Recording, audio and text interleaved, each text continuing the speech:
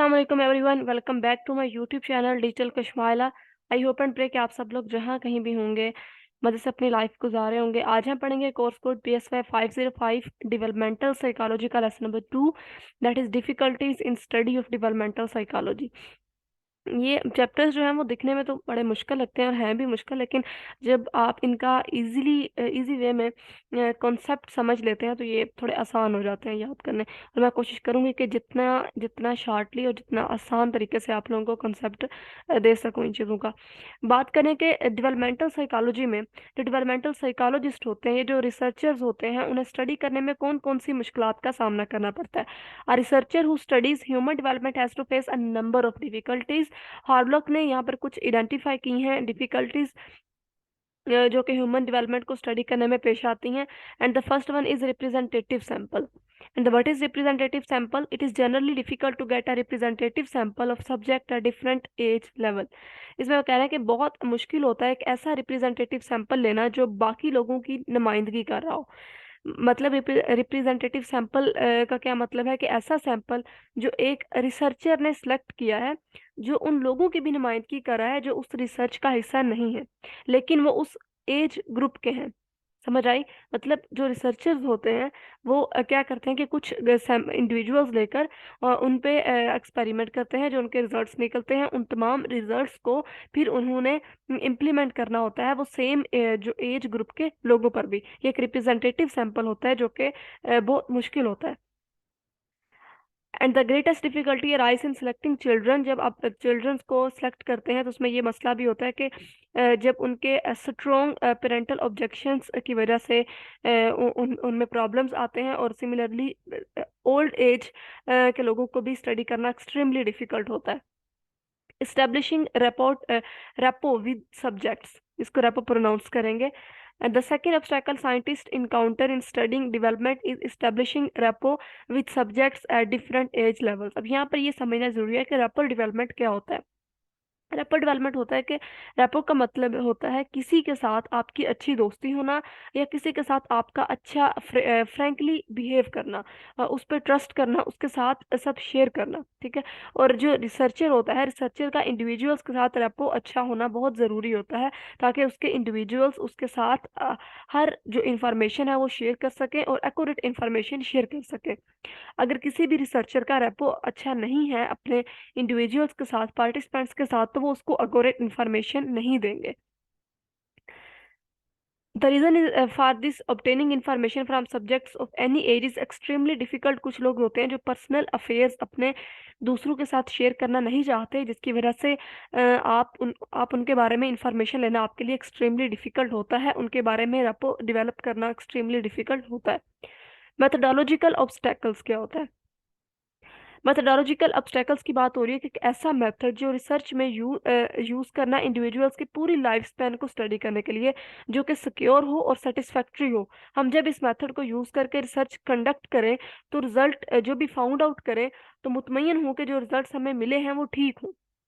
That is methodological obstacles. और method यहाँ पर अजॉर्टेड फिर जो मेथड की बात हो रही है, अजॉर्टेड मेथड हैव टू यूज के जब हम बहुत सारे मेथड्स को लेके एक स्टडी करेंगे, जैसे उन्होंने कहा है कि कुछ मेडिसिन्स, फिजिकल साइंसेज और रिलेटेड सोशल साइंसेज और एंथ्रोपोलॉजिकल एंड सोशियोलॉजी से बारो किए गए होते हैं, और उनसे फिर हम एक वैरायटी ऑफ डिफरेंट एरियाज को डेवलप करते हैं, उनके एस्पेक्ट्स को स्टडी करते हैं, एक अजॉर्टेड मेथड का इस्तेमाल करते हैं, मीन्स दैट के बहुत सारे मेथड्स को मिलाकर स्टडी करते हैं। Accuracy of data obtained. अब इसमें ये ज़रूरी है कि जो आपने डाटा कलेक्ट किया है, जो भी डेवलपमेंट में स्टडी की है लाइफ स्पैन में, वो इंश्योर करवाएं कि वो डाटा एक्यूरेट है या नहीं है। क्योंकि बाइस्ड सैम्पलिंग जब आप ले लेते हैं, कोई भी रिसर्चर जो कि रिसर्च कर रहा है, अगर वो बाइस्ड सैम्पलिंग सेलेक्ट कर लेगा तो उसके रिजल्ट्स ठीक नहीं निकलेंगे। जैसा हमने पढ़ा था कि उसकी अपनी पसंद या नापसंद जब शामिल हो जाएगी तो वो एक हमें फॉल्स पिक्चर देगी, उसके रिजल्ट्स बिल्कुल ट्रू नहीं होंगे।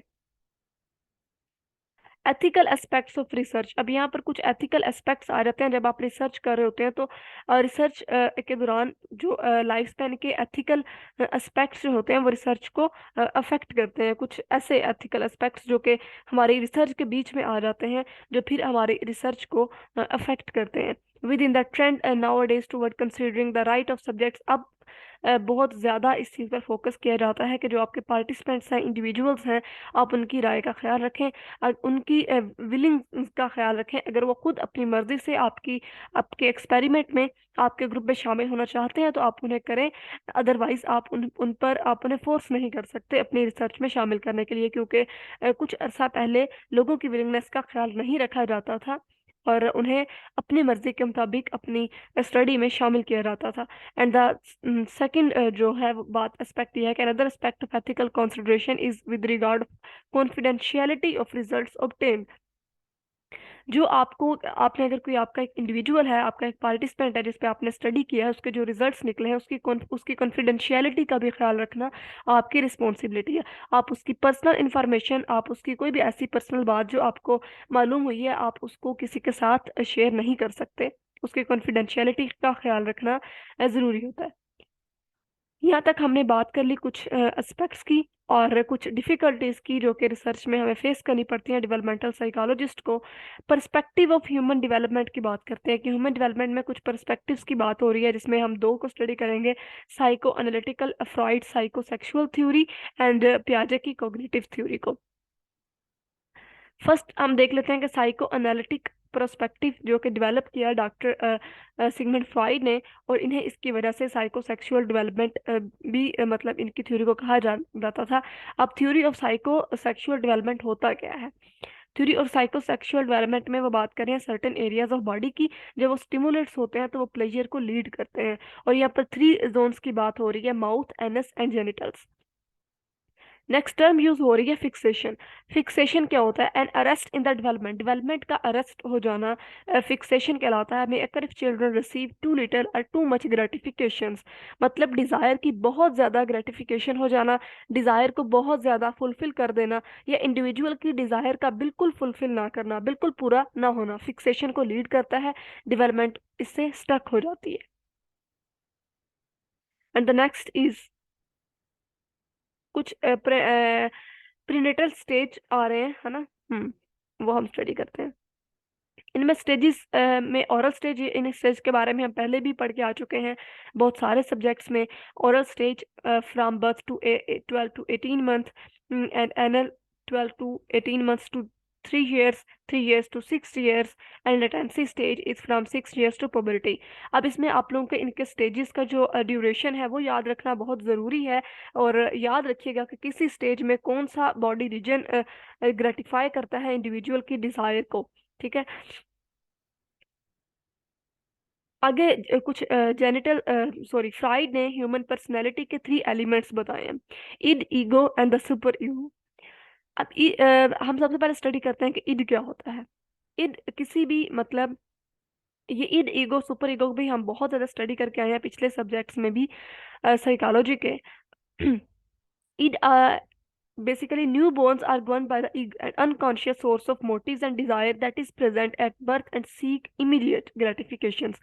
ये होती है बच्चे में कि आपको जो चीज़ चाहिए होती है, आप जो आपके अंदर ख्वाहिश पैदा होती है, आप उसे फौरी तौर पर फुलफिल करने की जिद करते हैं। जैसे एक बच्चे को भूख लगती है तो वो उस वक्त तक चुप नहीं करता जब तक उसे कुछ पिलाया ना जाए, जब तक उसे कुछ खिलाया ना जाए। It has all the qualities of spoiled child, आप इसे एक बिगड़ा हुआ बच्चा भी कह सकते हैं। मतलब जो आपके अंदर कुछ नीड, आपको लगता है कि आप किसी चीज़ की ज़रूरत है तो आपको होता है कि अभी इस ज़रूरत को पूरा किया जाए। Ego develop during the first year of life and operate under the reality principles. जो हमारी ईगो है, फ्राइड कहते हैं कि वो लाइफ जो वो होती है वो रियलिटी प्रिंसिपल्स के अंडर ऑपरेट करती है और एक्सेप्टेबल और रियलिस्टिक वेज को फाइंड करती है अपनी ग्रेटिफिकेशन को पूरा करने के लिए। सुपर ईगो क्या होता है कि ये 5 to 6 ड्यूरेशन में ये डेवलप हो रही होती है। और इसमें ये क्या होता है कि जो इस एज में 5 to 6 ईयर में पेरेंट्स जो बच्चे को सिखाते हैं कि ये चीज़ ठीक है, ये चीज़ गलत है, जो चीज़ ठीक है वही करनी है, जो चीज़ गलत है वो बिल्कुल गलत है, उसे नहीं करना। जैसे नमाज है तो वो पढ़नी है, हर हाल में पढ़नी है, और जो चीज़ गलत है वो बिल्कुल भी नहीं करनी, शुड एंड शुड नॉट, ठीक है। अब इसमें क्या होता है कि सुपर ईगो में बात रहती है हमारे ज़मीर की, कि हमारा ज़मीर हमें बताता है कि ये चीज़ गलत है, ये तुमने नहीं करनी, ये चीज़ ठीक है, ये तुमने करनी है।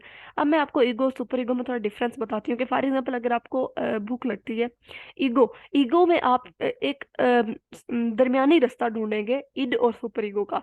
ठीक है, आप देखेंगे कि आप किस तरीके से खाना सही तरीके से हासिल कर सकते हैं। ठीक है, किस तरह आपको कैसे खाना मिल सकता है और आप अपनी जरूरत को पूरा कर सकते हैं, एक सही वे क्या है।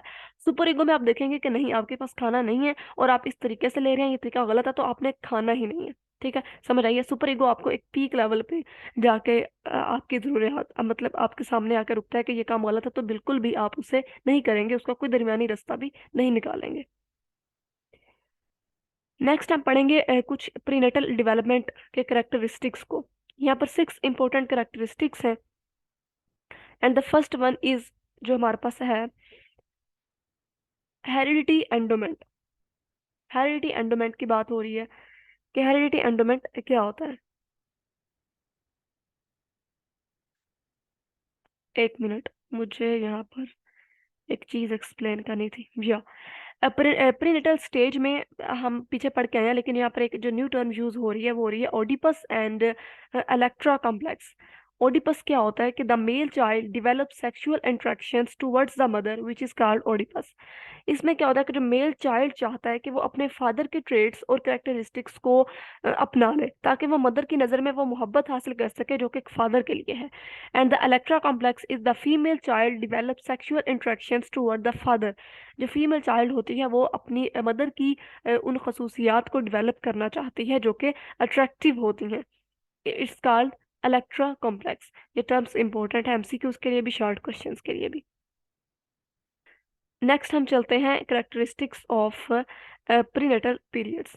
The first one is heredity endowment. Which heredity endowment क्या होता है कि which serves as the foundation for later development is fixed once and for all at this time।